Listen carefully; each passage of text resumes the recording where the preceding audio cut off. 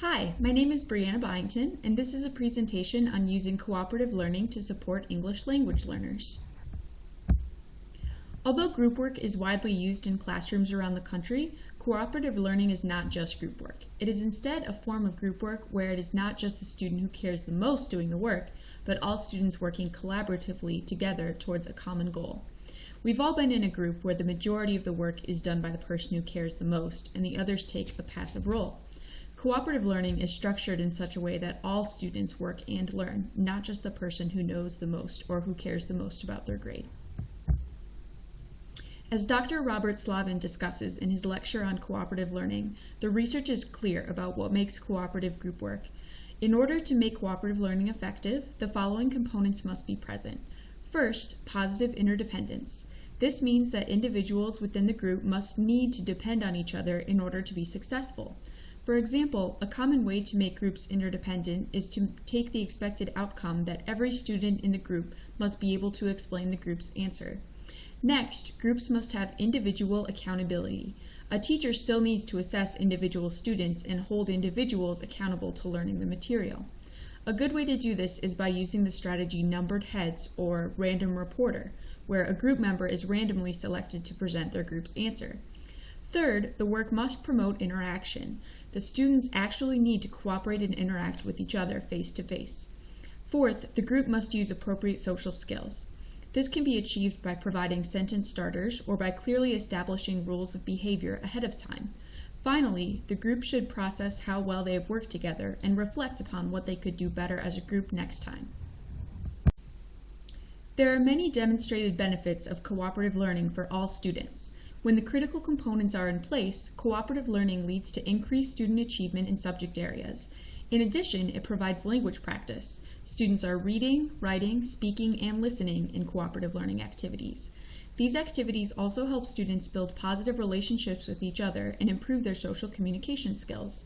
Finally, in cooperative learning environments, students need to translate information for each other. This both helps students organize their own thoughts and helps make material accessible to students who are hearing a peer explain.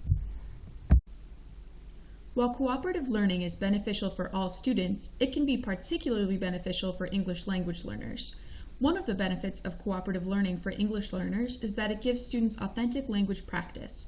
They're listening to classmates, explaining concepts to each other, and truly utilizing language for a purpose. They get to practice all language skills: reading, writing, listening, and speaking. This is an advantage over a traditional classroom model where students would mostly be listening to the teacher. In addition, cooperative learning provides an opportunity for increased engagement. The SIOP model proposes that English language learners should be engaged 90 to 100% of the time, and cooperative learning is one way to facilitate that. Because of their groups, English language learners also have additional support while working cooperatively. It's not just the teacher, but an entire group of students that is coaching them and helping them learn. Finally, differentiation is possible in group work. A student at a lower RETA level can be given a task that is still necessary for the group, but at a language level they can access. For example, a WETA Level 1 student may have a task of drawing a diagram of electromagnetic radiation, and a WETA Level 2 student could label the diagram. Students at higher WETA levels could work on explaining the diagram out loud or finding text that supports why the diagram was drawn the way it was. Because each student in the group has a different role, the teacher can structure the learning so that each student is doing something that is possible for them, yet challenging. Although cooperative learning can be incredibly beneficial for English language learners, it's important to consider a number of factors while planning a cooperative learning activity to make sure that English language learners get the most out of it. First, it is incredibly important for a teacher to be aware of what WETA levels a student is at, and to design tasks for English learners that reflects what they can do. For example, WETA Level 1 students can work with memorized language but need lots of visuals. WETA Level 2 students could label something or use short phrases. WETA Level 3 students could use sentences with some mistakes. WETA Levels 4 and 5 could express more complex ideas or write multi-sentence responses. However, the tasks that a teacher assigns each student should still be academic tasks. For example, it wouldn't be a good use of an English learner's time to simply color in a picture of a cell phone when learning about electromagnetic radiation.